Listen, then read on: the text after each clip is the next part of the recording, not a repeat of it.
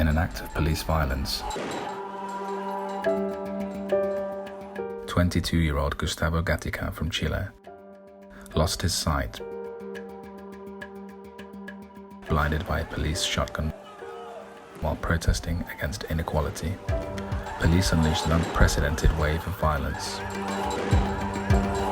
resulting in over 1,000 gunshot wounds.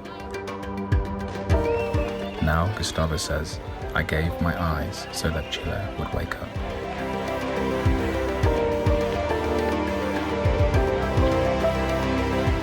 This case is one of many across our world, where governments, authorities, and people in power abuse our right to protest.